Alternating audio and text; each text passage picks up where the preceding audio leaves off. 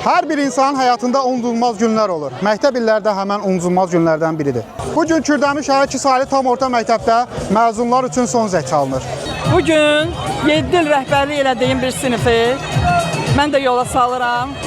Təbii ki, mənim üçün də biraz kədər qatılmış sevincdir bugün və onları çox istəmişəm, həmişə bir-birimizə hörmət eləmişik və onlara həyatda uğurlar arzulayıram. Və onların timsalında bütün 11-lərə uğurlar arzulayıram. Allah yollarını açıq eləsin, işlərin avam eləsin.